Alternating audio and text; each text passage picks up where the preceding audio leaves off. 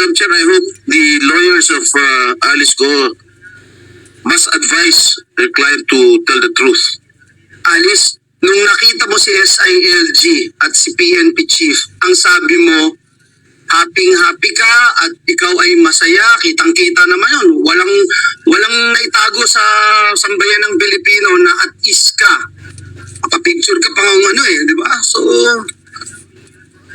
paano mo sasabihin na natatakot ka, may death threat ka sa Pilipinas, pero kailangan mong tumakas. Kailangan mo umalis ng Pilipinas, pero sabi mo, safe ka na makita mo ang PNP Chief, SILG, pero hindi ka lumapit sa kanila, hindi ka humingi ng tulong. Hindi nga mga sinabi na galing dito sa Pilipinas at tumawag sa'yo ng ilang beses yung nagde-death threat sa'yo. Sam, doon sa question niyo po, dalawa pong answer ko po dyan. One po, kaya po ako nakasmile po, yan po yung para sa akin po na pinaka-language ko po sa family, sa mga tao po nagmamahal po sa akin na... Hindi yun ang tanong ko. Hindi yun ang tanong ko. Before we go further into this topic, para lang ma-settle itong pending issue, i-reiterate ko, no? I move to cite Go Huaping, also known as Alice Go, in contempt of the Senate for testifying falsely and evasively before this committee. I second the motion, Madam Chair. I second the motion. Salamat, Sen. JV at Sen. Joel. With the motion duly seconded by Senator JV and Sen. Joel, you are hereby cited in contempt. You will remain in the custody of the Senate until the conclusion of this committee's inquiry or until you finally recognize the authority of this body and grant even a semblance of respect for the laws of this country. The committee will coordinate with any court ordering your detention, pero re-respetuhin mo ang Senado. Madam Chair? May we assume the serious person to answer my question first, Madam Chair? We will have one, Ms. Alice, isang huling sagot sa puntong ito sa tanong ni Sen. Joel, and then isang related na tanong kay Sen. Roy, and then itutuloy ng chair yung mga tanong ko, and the majority leader as well after Sen. Roy. Please answer the question of Sen. Joel, Ms. Alice.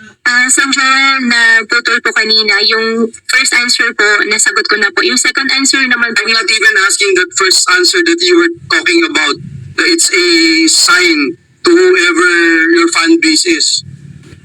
My only question is, why didn't you go straight to PNP Chief and SILG? Why didn't you ask for police help? Because at the end of the day, ganun din pala yung gagawin mo. At sabi mo, dun ka, you feel safe. Pero hindi, tumakas ka. Iniwanan mo kami. Binastos mo kami. Binastos mo yung buong gobyerno. Pinalughog ka sa buong Pilipinas. Ay yung mga kapulisan natin, mga NBI, Coast Guards, talagang pinahirapan mo. Pero sasabihin mo ngayon, may death threat ka. At ngayon, kampante ka, na protektado ka. It doesn't make sense kasi, Alice. Guwawaping. Question, bakit? Sen, ang answer ko pa rin po dyan ay after wala rin po sa mind ko po na pwede ko pong gawin yan at pagkatapos ko po na share na meron pong death threat, I feel relieved po nung nakausap ko po sila. Hindi mo pa rin sinasagot yung tanong. But anyway, hindi ka tumatakas sa Pilipinas dahil sa death threat. Yun ang binasagot mo sa amin. Tumatakas ka dahil tinatakasan mo yung mga kaso mo. Tinatakasan mo yung mga criminal activities na ginawa mo. Salamat, Sen. Joel. Sen. Roy, one related question. May this representation inquire as to the limit of the number of contempt citation that we can give to a particular suspension? Meron ba tayong limit dyan o unlimited tayo? Ang limit po yun. Once again, kapag yung person sumasagot ng totoo sa atin, hindi naman natin siya sinaside. Pero sa bawat hearing man lang, hindi siya magsabi ng totoo. So, wala na siyang insight in contempt. But Madam Chair, she's facing 3 contempt citations already. And if I'm correct, 3 na? O 2 pa? Yung previously yung niroll mo ngayon lately, at saka Yes, ang nauna pong citations in contempt natin dahil hindi siya nag-appear, dahil tumakas siya.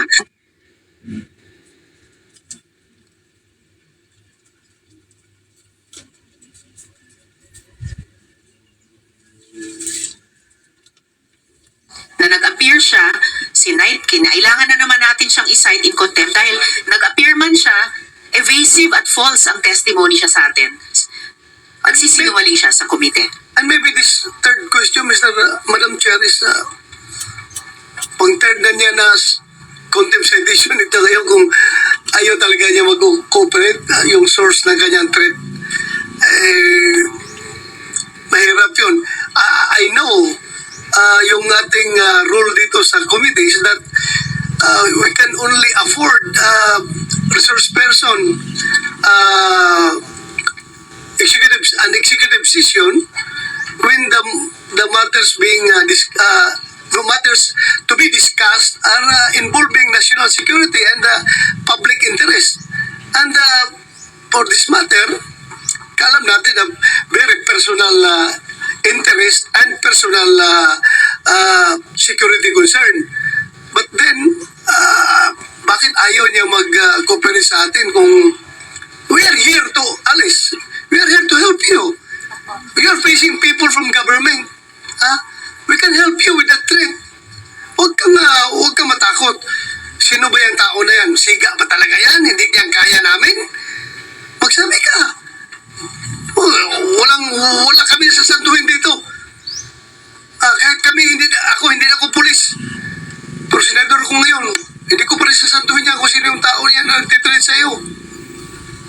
Sige nga, mag-cooperate ka sa amin kung sino yung source na yan para malaman natin ngayon at matulungan ka namin. Thank you, Madam Chair. Madam Chair, just one... Before Miss Alice, sagutin mo yung tanong ni Sen. Roy, Sen. Lauren, and then the majority leader is next. To simplify, ang kailangan lang natin na impormasyon for now from Ms. Go is sino ba sa mga ahensya ng gobyerno o sa labas ng mga fixer ang tumulong sa kanya para makakuha ng Philippine birth certificate. Pangalawa, at sino yung nagbigay ng Philippine passport. Ganun kasimple. Isang oras na tayo dito, maraming issues. Sagutin lang yon, matutulungan ka namin. And your lawyers will understand that. Yun lang. Sino? Dahil ang PSA, with all due respect, at ang DFA, mukhang napasukan ng sindikato. Paano natin bibigyan ng budget ang ahensya ng gobyerno sa panahon ngayon ng budgetary allocations for next year kung ang binabudgetan natin ay napasukan ng sindikato na kalaban ng taong bayan? So, ikaw ang susi na magsabi. Alam ni Senator Tulfo yung pangalan ng fixer mo. Ibunyag mo lang sa amin, paano? Kasi hindi lang ikaw. Inamin na ng PSA na meron higit sa 1,000 na nabigyan ng birth certificate. 1,200. Ayun, exact number, 1,200. So, meron pa kaming hinahanap na balanse sa 1,200 na nagpapanggap na Alice Go. Yun nga, Madam Chair. Salamat, Madam Sen. Chair. Lauren. Sen. Rafi, before the Chair recognizes. So, for the record ulit, Sen. Lauren, na-establish natin in previous hearings na finailan ng late registration of live birth si Alice Go, inisyuhan ng birth certificate, pero dineclare na ng PSA na irregular yung birth certificate na iyon.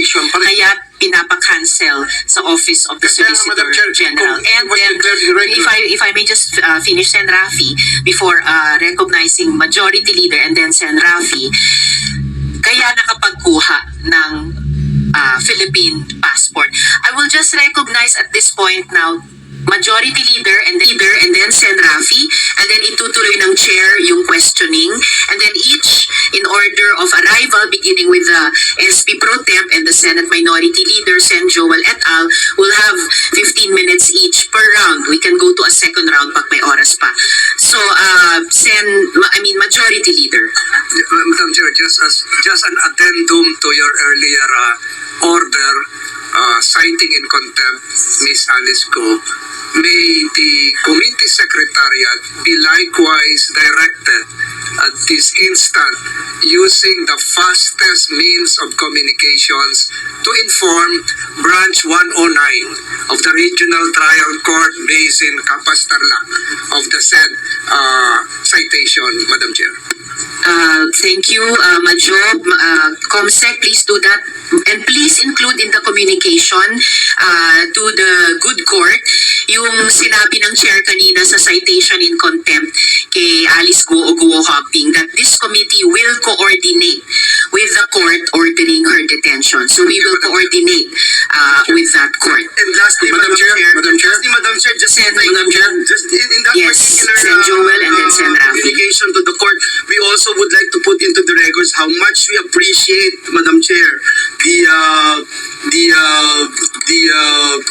confirmation of the court and the respect of the court to this committee to allow Guo Huaping to appear before us, Madam Chair, because we wanted to put that into the records, Madam Chair. Thank you. Chair. Salamat, Sen. Joel. Oo, ina-appreciate ng buong komite at ng chair na pinaunlakan ng judge yung written request na ipaapirin at pasalitain sa ating komite si Alice Guo Huaping. Kaya pinut on record na ng komite yung pag-cite in contempt kay Alice Guo at bunga niyan, we will coordinate with the court dahil ito yung nag-order ng kanyang detention. So, Sen. Rafi, and then the chair will continue with her Thank you, question. Madam Chair. She's been very evasive from the get-go. Parang sasayang lang tayo ng oras ng mga laway natin at karapatan naman niya na hindi magsalita at magsinungaling. Ang importante sa akin dito ngayon, yung sindikato lumalaki ng lumalaki habang tayo nag-uusap dito. Tulad ng sinabi ni Sen. Lauren, yun talagang tinutumbong ko noong pa man, Madam Chair, at total nabanggit naman sa previous hearing, yung kasabwat na para siya ay makakuha ng birth certificate through late registration.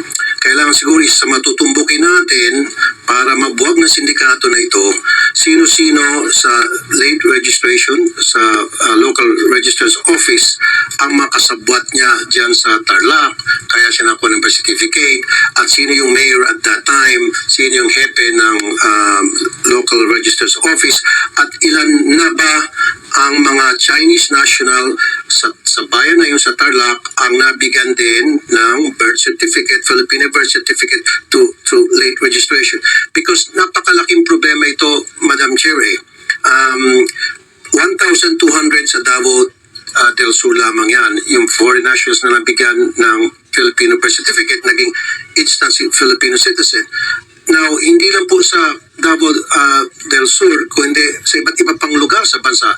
And then the immigration mismo umamin na every single year, since 2000, sila po ay nakakahuli ng mga Chinese nationals na pumapasok dito o lumalabas na gamit ay Philippine passport. And we're not doing anything about it. Since Jesus, for decades, nobody's doing something na para buwagin yung sindikato na yun. Kasi kung di natin pag-uusapan ito at puro na lang tayo nakakonsentrate sa isang topic, lalawak ang sindikato until such time baka pagising natin na take over na tayo ng mga Chinese nationals. Thank you, Madam Chair. Salamat. Thank you, Sen. Rafi, and we will pursue those points during your question time. So, Alice, ituloy ko na yung mga tanong sa iyo. Marami lumabas na mga photo na kasama mo si Duan Ren Wu. This character has been identified as the big boss of the Pogo in Porac. Interesado ko malaman kung ang mga kakuntsaba mo sa Pogo ay mga kakuntsaba mo rin palabas. Tinulungan ka ba ni Duan Ren Wu na maka-eskapo? Madam Chair, hindi po. Well, kung hindi kanya tinulungan,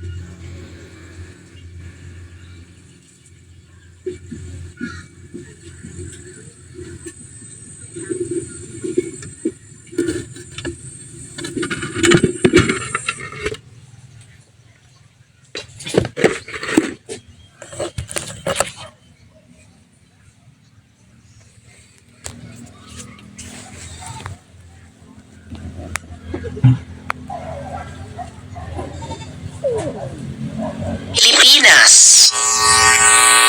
Miss Alice. Umalis po kami, Madam Chair, by boat po. By boat. Okay, paanong by boat? Ang balita ko may sinabihan ka na umalis ka sa pamamagitan ng hindi boat lang, isang yate. Tama po ba yon? Yes po, meron po. So yate ang sinakyan nyo. Meron po kami sinakyan po na yate po. Alice, parang actually SP Pro Tem, para ito yung tanong dun sa McLaren. Nung una hindi mo maalala sino nagpahiram. Imposibleng magpapahiram ng napakamahal na kotse, lalo na napakamahal na boat, yate, na hindi mo alam at ipantatakas sa bansa. Ang tanong ni SP Pro Tem, sinong may-ari ng yate? At yon, at saan galing saan yung sinakyan yung yate? Ano yung naging ruta nyo? Sen, yung yate po, kung sino po yung may-ari ng yate po, hindi ko po talaga alam. That is impossible. Okay, talagang dapat na na-cite namin kayo in contempt. Unbelievable. Madam Chair. Yung mga sagot. Sen Doroy, With the permission of related question. Senate Pro Tem, kung hindi mo alam kung kaninong yate yung ginamit niyo, at least alam mo siguro sino nag-facilitate para makasakay kayo sa yate na yon. Sino? Sen, okay lang po ba na hindi ko po siya i-discuss sa inyo po? No, it is not okay, Miss Alice. Natatakot po ako, hindi ko po masabi. No. Sino ang nag-facilitate? Yung tanong ni Sendroy, sino nag-facilitate na magamit nyo yung yate? Madam Chair, gustong-gusto ko pong sabihin, pero hindi ko po masabi po sa public po. Isulat mo sa papel. At ipapasa ng COMSEC sa amin mga senador dito. Isulat mo sa papel sino ang may-ari ng yate at sino nag-facilitate masakyan nyo yung yate. Yung may-ari po, tsaka yung nag-facilitate po, hindi po ako sure kung iisang tao po sila. It doesn't matter. Isulat mo yung dalawa o iisang pangalan na iyon sa papel para mabasa naming lahat dito. Sige na. Attorney David, you better tell your client to tell the truth and allow her to write in paper the owner of the yacht. Miss Alice, isulat nyo na. Nandiyan na yung papel. Saan ka sumakay, Alice? Sa yate? Pag sinulat Anong port?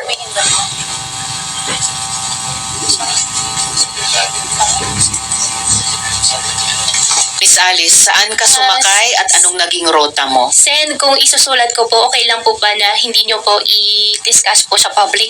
Miss Alice, please do not tell the senators what to do with the information na halos kailangang bunutin namin sa inyo na parang ngipin. Opo, Write it on the natatakot paper. po kasi ako.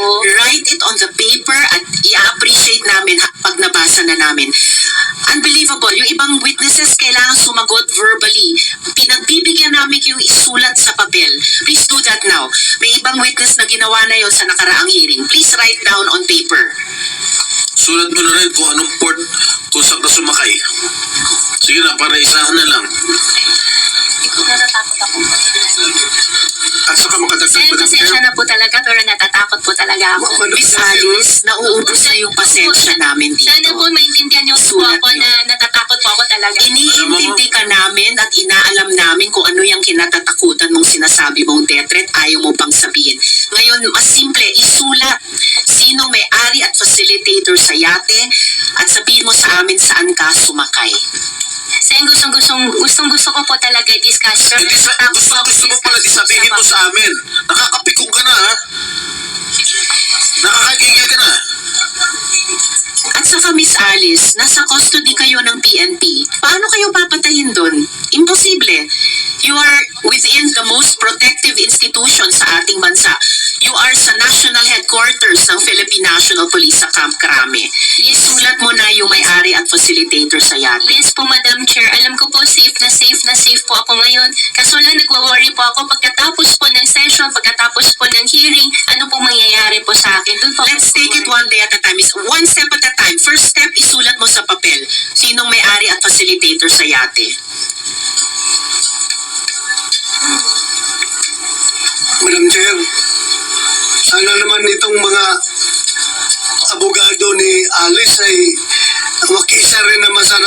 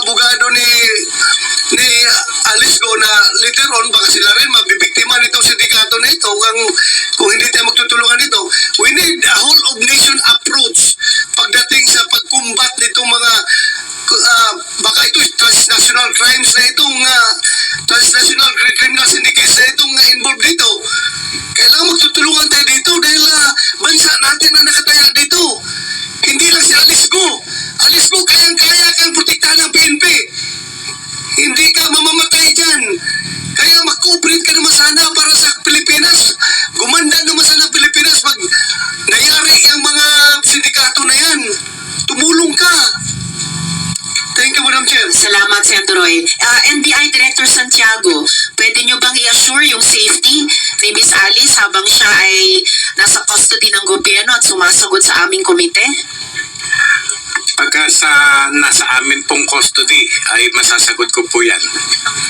Salamat. So, nasa custody ka na ng PNP na nagpoprotekta sa inyo. Kung naging sa custody kayo ng NBI, mapoprotektahan din nila kayo. So, answer our questions. Yung yate, ano bang markings ng yate na sinakyan nyo, Miss Alice? Alam ko lang po kulay puti, kung di po ako nagkakamali. Pero wala po ako makitang number, tapos parang may mga wings po, ganun lang po. Okay. So, yeah. Hindi ko pa nga naitatanong yung number na banggit mo. Anong numbers nakita mo dun sa yating puti na may wings? Actually, naka-cover po kami, kaya wala po akong nakitang number po. Pero alam ko po yate. Ay, wala kang nakitang number? May letters pa sa yate? Meron parang sticker po na wings po, na design lang po. Sticker na wings. Ano yung naka-cover kayo? Ano yun, Miss Alice? May cup po, tapos kahit gabi po, meron po kaming sunglass po. So, nung gabi, gabi, tapos naka-sunglasses kayo? Bakit ganon? No, so, nung gabi yun, saang port kayo umalis? Sa kayang yate? Yung port, sabihin ko na. Kasi wala naman tao. That was the previous question. Yes, SP Pro Temp. Saang port kayo Yung umalis? port po, hindi ko po alam yung exact, pero Manila po. Hindi ko alam kung south or north o saan po. Basta alam ko po What do you Manila. mean Manila? So, sa isang Metro port Manila? sa Manila. Apo. Metro Manila or Metro Manila po. Metro Manila? So, sa isang yacht dock sa Manila. Yate po yung unang sinakyan po namin. Just to put Una, on record, Madam ano yung sunod? Just to put on record, Sen Joel. just to put on record that this is absolutely in contrast with the statements made by Ms. Sheila Go that they traveled from Banban for 5 hours, Madam Chair, south of Luzon. And now, itong si Gua Huaping is saying that they took that white boat here in Manila, Madam Chair. Just to put on record. Yes, thank you, Sen Joel. Miss Alice, nasulat mo na ba yung pangalan ng may-ari at facilitator sa yate? Sulat po. Kanina nyo pa sinabing gagawin nyo. Isulat sa papel yung may-ari at facilitator sa yate. Gusto mo ba Yes, lumapit mo Sen. kami para ibulong mo sa amin, Alice? Yes, Sen JV. Yes, Madam Chair. Is it okay if Alice could narrate to us yung kanya pong istorya, yung kanya pong escape story, so that we can compare it to kay Sheila, no, kung talagang totoo. Ngayon pa lang, magkaiba na eh. Isa small boat to big boat, ito yate. So probably, kung pwede lang, Alice, hindi naman ito makakapekto sa iyong mga kasong pinail sa iyo, pero gusto lang namin malaman kung paano ka tumakas, kasi matutulungan mo na komite para at ang lahat, para malaman natin kung sino yung mga tumutulong nang sa ganun ay yung mga kriminal na tumatakas ay hindi ito maulit. Yun lang pagtakas mo pag gusto natin malaman. Pwede mo inarrange sa tayo, Madam Chair? Salamat, Sen JV. Yes, unang-una, pakisulat na sa papel yung may-ari ng yate at yung facilitator sa yacht ride nyo. Pangalawa, ikwento mo yung naging biyahe nyo at ruta mula sa Manila sakay sa yate. Madam Chair. Senador Roy. Yeah, may I move, Madam Chair, that we suspend the rules of this committee by affording Ms. Alice Go executive session para makuha natin yung informasyon na yan. Ang sabi niya, payag ko siya. Sabihin natin. With all due respect, Senador Roy, there is... I'm sorry, the chair would like to recognize the presence of Senbong Revilla. Salamat sa pagdalo. There is a motion, duly seconded, pero ngayon pa lamang I am hearing objections to the motion to go into executive session. Yes?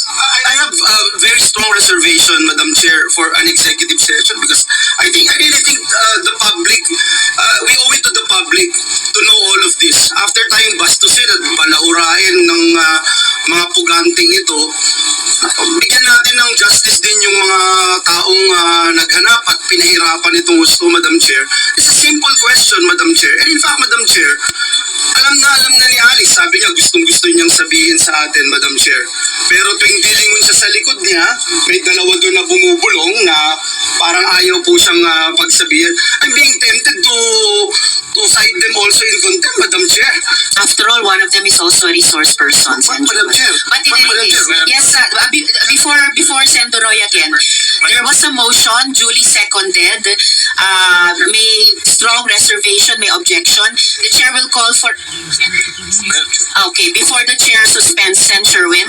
Madam Chairperson, with all due respect to Senator Bato, si Sheila ho, nung pumunta ho dito, malaya siya nagkwento kung ano yung pinagdaanan nila. Hindi naman ho siya humingi ng executive session. So, hindi ko ho nakikita kung bakit po si Go Huaping humingi ng executive session. Hindi rin naman niya masabi kung ano po yung banta sa kanyang buhay. Kung may banta ho sa kanyang buhay, bakit ho si Sheila Go wala akong banta sa kanyang buhay? No, kaya hindi po ako sumasang-ayon na magkaroon ng executive session dahil ito hindi po ako sumasang-ayon na magkaroon ng executive session dahil ito po yung isa sa pinakamahalagang aspeto nitong investigasyon. Paano at sino ang tumulong ho sa kanya para makatakas po? Madam Chair, Salamat, Sen. Sherwin. Sen. Roy and then the minority leader. I am inclined to withdraw my motion, but before that, I would like to explain my position on this matter. Madam Chair, alam ko yung naramdaman ng aking mga colleagues. That's why I'm inclined to withdraw my motion. Pero sa akin lang, andito na si Sheila Go. Kung sige tayo insist na he has to divulge that information openly in open hearing, hindi talaga siya, magmamatigas siya. Whereas kung mag-executive session tayo, ibibigay niya for our own consumption, at least may exact information at magagamit natin somehow, Madam Chair. Yun lang ang akin, parang pinulis ba? Pinulis na pag-iisip. Sayang din yung impormasyon na yun pag hindi natin makuha. Magmamatigas yan, wala tayong magawa. Hindi ba natin yan pwedeng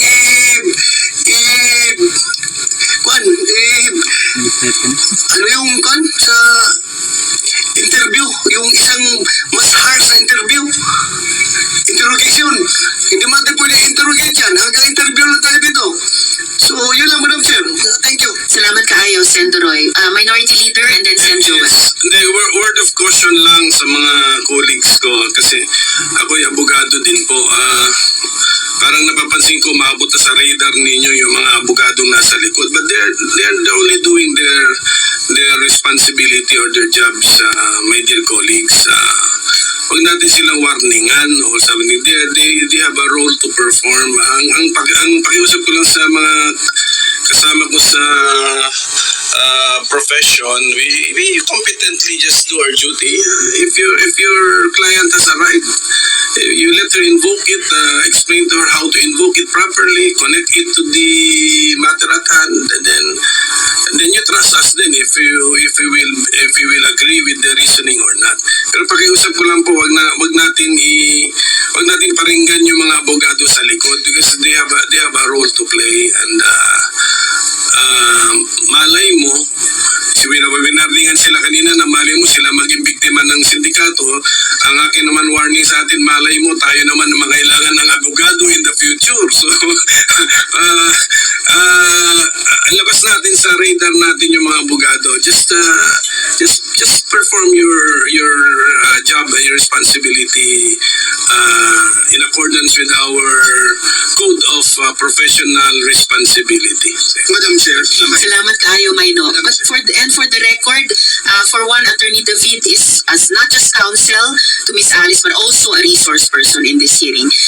Sen. Joel. May I just place into the record that I was voted and given mandate by the people to do my job as representatives of the people.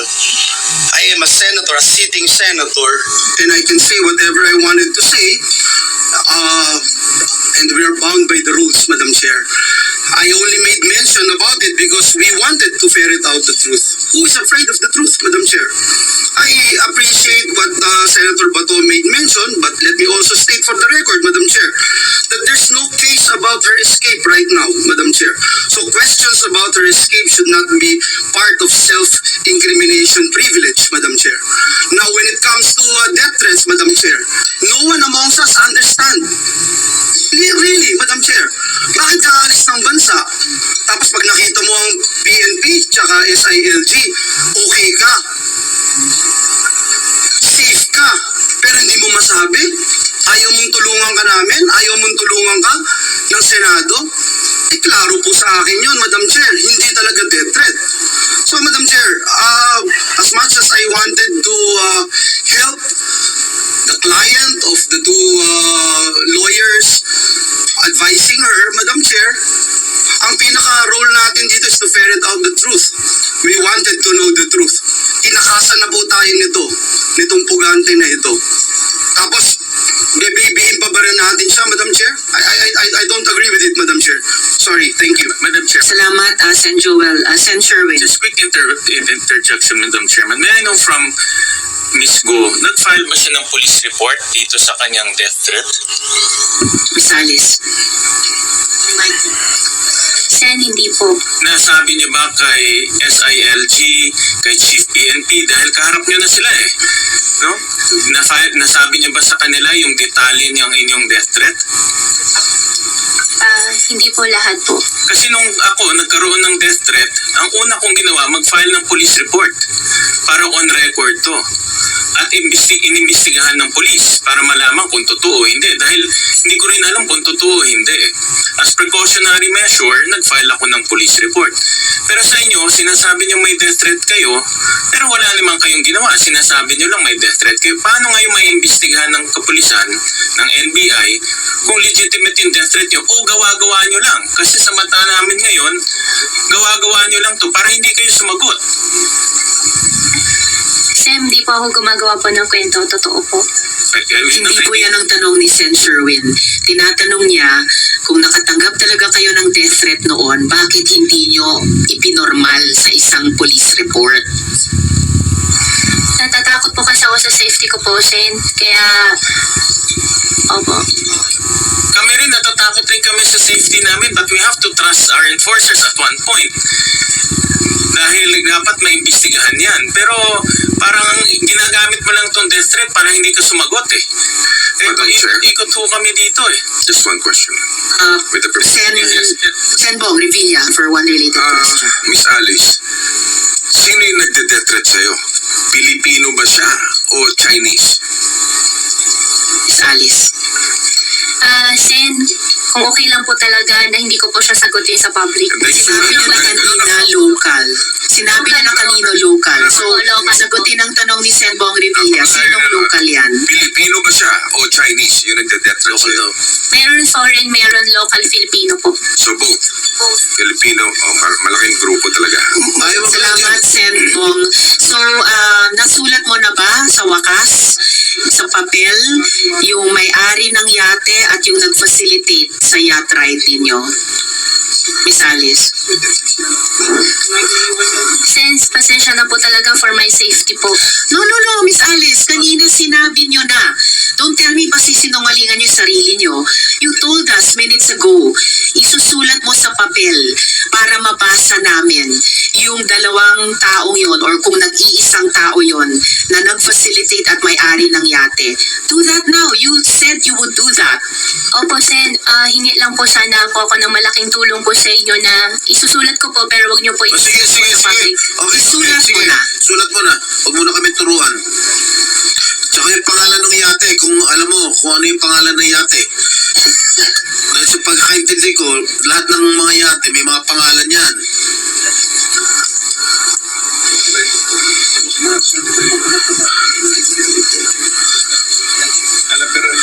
Sus, tuturuan pa tayo nito mga ito.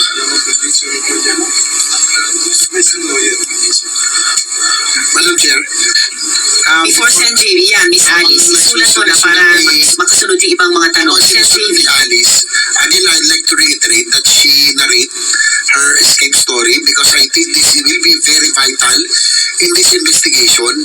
Kasi po dito natin may kukumpara eh. No? This will be able to compare and confirm some of the previous information that we got from other sponsor itong kanyang escape story muna, Madam Chair. Salamat, Sen. JV. Amin na yung papel, Miss Alice. Pakikunin sa kanya. Sen, huwag niyo po i-ano po sa public po ha. Huwag niyo kaming uutusan, Miss Kasi Alice. ano po, Ang susunod naming tanong, kanina pang tanong, ano yung naging ruta niyo sa yate nung pag-alis niyo sa Manila?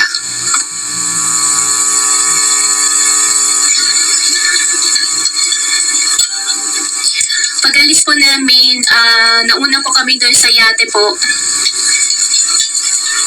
Tuloy mo lang. Pagkatapos po, may sinakyan po kami sa malaking barko po. Mula yate, lumipat pa kayo sa malaking barko? Hindi po siya, yes po, malaki barko po siya. So, mula yate sa malaking barko, saan banda kayo lumipat sa barko? Madam Chair, as much as gusto kong sabihin, pero hindi ko po alam yung location, basta puro dagat po.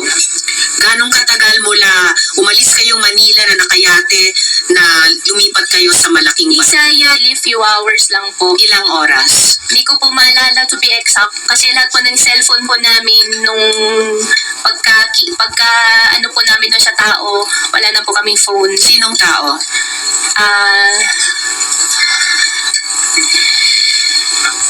Sinong tao po yun?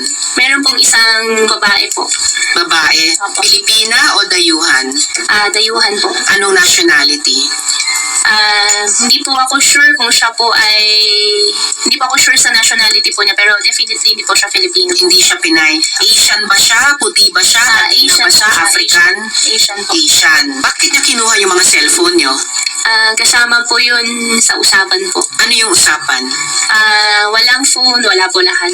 Bakit may ganong usapan na walang phone? Yan po ang sabi po sa amin po. Dahil? Siguro po for safety na rin po. Safety nino? Safe. Para sa akin lang po, para sa safety na rin po ng lahat. Basta wala pong cellphone, bawal po. Bakit magiging peligroso ang may cellphone sa lahat? Hindi ko po alam, basta yung pong sinabi po na walang cellphone po. So lumipat kayo sa barko some hours after bumiyahe kayo sa yate. Opo. Estimate number of hours Hindi ko po bago kayo ma-estimate kasi lumipat. baka magkamali po ako. Wala po akong talagang maano po sa hours po. Mas okay na magkamali kaysa magsinungaling. Yung honest effort to tell the truth, mas okay nang magkamali. Gabi kayo umalis sa Manila, gabi pa ba nung lumipat sa barko or madaling araw na? Ano pa rin po, madilim pa rin po. Madilim pa rin. Opo, So, madilim pa rin po. anong oras ba kayo umalis sa Manila na gabi? Pagdating po kasi namin ng Manila po, ikot-ikot po kami ng ikot Hindi. eh. Anong oras kayo sumampas sa yate? Hindi ko po maalala nung time, pero definitely po siguro mga bago naman po mag 10 o'clock. So, bago mag-10, so mga 9 p.m. or so. And Pero then, hindi pa ako sure to be exact po doon sa time po. and then bumiyahe kayo ng ilang oras bago lumipat sa barko. Paglipat sa barko, madilim pa ba or sisikat na ang araw? Madilim pa rin po. Madilim pa rin. Opo. And then pagkasakay nyo sa barko, anong ginawa nyong sunod? Pagkasakay po sa barko po, Madam Chair, pinasok po kami sa isang room. Doon na po kami. Ilang oras kayo dun sa room sa barko? Ay, matagal po. Anong Araw po. katagal? Ilang araw? Hindi ko po, siguro mga 4. 4 days? 4 or 3 or 5, mga ganun. Basta matagal po. 3 to 5 days? Ilang beses kayo nag-breakfast? Ako po kasi hindi po ako nagbe-breakfast. Okay, ilang beses kayo nag-lunch? Yung food po kasi namin, may ano po kami, siguro mga 3 or mga 4 days po siguro. Mga 4 times kasi kayo nag-lunch. Sa mga 4 days kayo doon. And then, paglabas nyo sa room, teka, 4 na araw, nasa room lang kayo? Hindi po kami pinapalabas. Hindi kayo lumalabas doon sa deck ng barko? Hindi po. Hindi ba claustrophobic yan? Actually, nung nakasakay na po kami sa malaking barko, sa totoo lang, kung pwede lang atras na rin ako nun. Nakakatakot ako. Bakit ka aatras sana? Parang nakakatakot po talaga. Ano yung inaatrasan mo? Sana? Gusto ko na pong umuwi, gusto ko na bumalik. Ba't hindi mo ginawa? Yung nga po nagkamali din po ako talaga dun. Yung kwartong iyon, may bintana ba? Meron po, wala po siyang bintana.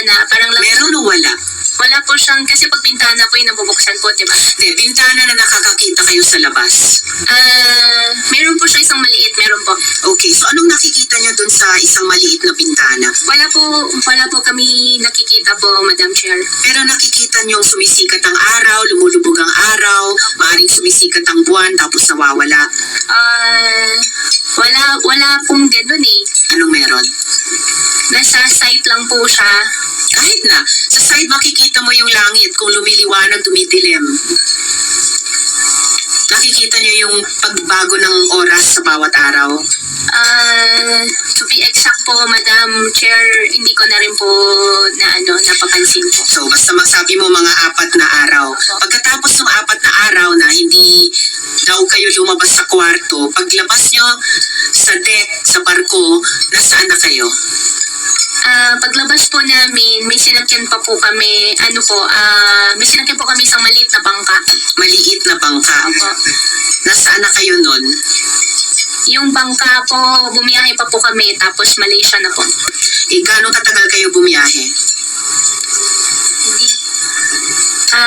Ilan hours din po yun. Saan ka sumakay ng SP bangka, Pro if Tem. I may? SP Pro Tem.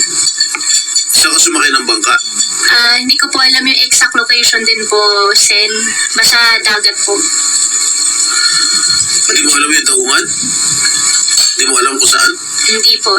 At saka instruction po sa amin, wag na po kaming tumingin. Wag na po Ano, kami. nakapiring kayo? Hindi naman po. Naka-sunglass pa rin po.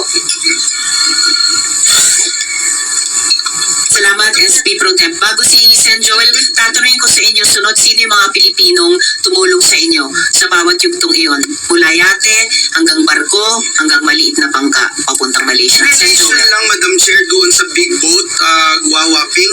Doon sa big boat, ilan kayong magkakasama doon sa big boat? Doon sa big boat po, 3 lang po kami. Tsaka isang babae po na foreign. O, Chinese na. Chinese pala yung kasama. Hindi po siya Chinese kasi ang conversation po namin English. So Okay. hindi po siya Chinese. Okay, hindi siya Chinese pero Asiana siya, di ba? Asiana Sinabi po mo siya, kanina. opo. So kayong 3 lang doon sa maliit na kwarto na sinasabi mo? Opo. Kayo ni Sheila tsaka ni Wesley. Opo. Kayong 3 lang yun nandun. Opo. Thank you. Salamat, Sen Joel. So, Miss Sheila, sino yung mga Pilipinong tumulong sa inyong makasakay sa yate? Sinong mga Pilipinong tumulong sa inyong makatakas sa Pilipinas? Madam Chair, walang tumulong po ni isang Filipino or Filipina. So, yung walang Filipino na tumulong sa inyo. So, yung nag-iisang taong isinulat nyo sa papel, yun lamang ang tumulong sa inyo. Walang po. Ito bang taong, SP Pro ito Tem. bang taong to sinulat mo nandito sa Pilipinas? Understanding ko po wala. Nakatakas na rin? Hindi ko po alam pero alam ko po wala po siya dito. Sa pagkakalo mo, nasaan? Hindi ko po alam, Sen. Paano ka kinontak? Nag-usap po kami. Paano siya nag-facilitate nung pag-alis mo? Bago po nangyari po yan, nag-usap po kami. Bago nandito siya sa Pilipinas no, nung nag-usap kayo. Phone po kami nag-usap. Kaya nga, nasan siya? Hindi ko po alam exactly asan po siya doon. Are you sure walang Pilipino, walang government official na tumulong sa pag-eskapo mo rito sa ating bansa? Sen, wala po. Walang That's Filipino. impossible. Di posibleng walang tumulong sa iyong Pilipino para makatakas dito sa Pilipinas. Pero Sen, wala po talaga. Ang galing naman itong Chinese na ito. Ha? Wala po talaga. Na kinuha, na nag-arkila ng yate, dinala ka sa kung saan man yan, kung sa Malaysia o sa Indonesia, itong tao lang ito ang nag-facilitate sa'yo na walang tulong mga Pilipino? Wala pong tumulong, wala pong nakatulong po na Filipino po, Sen. Sinungaling. Salamat, SP Pro Tem. Meron ka bang binigyan ng bribe, Miss Alice? Kasi narinig ko, pakinggan nyo narinig ko ang Zoom. Have you bribed any government official para dito sa pagtakas nyo sa Pilipinas? Wala po. Narinig ko yung halagang 200 million. Wala po. Ilang halaga? Wala po. Wala po akong alam na may ganung amount. Wala po. Kung totoong walang tumulong na Pilipino, sino nagbibigay ng instruction sa mga dayuhang kasama nyo? At sino nagbibigay ng instruction sa inyo tungkol dun sa, sabi mo kanina, usapan kung paano gagawin ang pagtakas nyo? Wala pa ako nakitang Filipino, wala rin pong tumulong po sa akin na Filipino po. Miss Alice, bago si Sen Joel, yung bawat ahensyang nandito ngayon, gumagawa ng sariling internal investigation nila. Hindi lang tungkol sa inyo, tungkol sa mga tao nilang posibleng tumulong sa inyo. Kapag hindi kayo nagsabi ng totoo sa amin tungkol sa mga tumulong sa inyo, pati dun sa internal investigation ng mga ahensya, madadawit kayo. Sen Joel. Just one question. So itong sinulat mong tao sa papel, bakit niya tinutulungan? Alam niyang tatakas ka. Alam niyang puganti ka. Siguro hindi ko po talaga siya may discuss lang po sa public. Kung bakit kanya tinutulungan? Hindi ko po lang po talaga siya may discuss. Kaya- Pero pwede ko po i-discuss po sa inyo. Okay, sige. I will wait for that. But, Madam Chair. Wawaping, sino nagbayad ng mga travel mo? Libre ba to? Nung sumakay ka dun sa yate, sa big boat, sa small boat, libre lahat to? O magkano binayad mo per sakay mo kung hindi 200 million? Sen, wala pa akong binayaran po. So lahat libre? Wala pa akong binayaran po. Lahat libre. Wala pa akong binayaran. Kaya nga, ulitin ko, mula sa yate, walang bayad. Sa malaking boat, 4 days, 5 days, walang bayad. Maliit na boat, wala pa ring bayad. Nung sumakay ka dito sa mga to, from the yate to the big boat to the small boat, merong nag-aasikaso sa inyo doon. Yung pupunta sa, pag saan ka uupo, saan ka sasakay, kung sakaling tumaob, merong life vest, etc. Ilan tong mga tao na ito? Sa yate muna. Yung babae po ang kasama namin all the way po. Yeah, hanggang makarating ka doon sa dulo. Hanggang makarating po sa Okay, dulo. so siya yung laging lahat na nagpapacilitate itong Asyano na babae na ito, no? Babae po na Asian. Oo. Doon, no, pagsakay nyo, sinasabi sa inyo, saan tayo unang pupunta? Itong yate na ito, pupunta tayo sa, para dun sa malaking yate, para sa malaking boat. Anong sabi sa'yo? Wala na pong mga ganun discussion po. Nung sumakay ka dun sa malaking boat at 4 na araw ka na dun sa maliit na kwarto, anong sabi sa'yo? Saan kayo pupunta? Bago po kami pinasok po doon sa maliit na room po, sinabi po sa amin, between 4 to 5 days po makakarating po. At saan kayo pupunta? Meron po siya na-mention po pero hindi ko po matandaan, pero not our country na po. Guwawaping, hindi naman po pwede na hindi mo alam kung saan kayo pupunta. Ikaw na nagsabi, gusto mo nang bumalik. Hindi po pwede yun na hindi mo alam saan kayo pupunta. Sen, pasensya na po talaga. Pinipilit ko na rin po yung sarili ko na ilabas po lahat, sabihin po sa inyo. Sana rin po na humihingi din po ako ng konting unawa din po sa inyo na paniwalaan nyo rin po. Wala po kaso na isinampa sa'yo dito sa pagtakas mo mula dito sa Pilipinas papuntang ibang bansa. Kaya siguro maintindihan mo rin kami. Pagkatapos mo kaming takasan, siguro maintindihan mo rin kami na mag-apila kami sa iyo, nahingi ng katotohanan, alam mo kung saan kayo pupunta. Alam mo kung saan ka, ano yung talagang destination mo. Para i-meet itong mga taong i-meet mo at mamaya tatanungin ko yun. At sa Miss Alice, sinabi ni Miss Sheila noon, ikaw ang nagsasabi kapag aalis kayo at saan kayo pupunta. So alam mo namang pareho kayong hindi nyo alam kung saan kayo pupunta at okay lang sa iyo. Majority Leader, and then SP Pro Tem. One quick question kay Miss Alice. May tumulong ba sa'yo na mga taga-immigration? Alam mo yung mga taga-immigration? Immigration, wala po. Government officials, wala rin po. Filipino, wala po. Wala pong tumulong.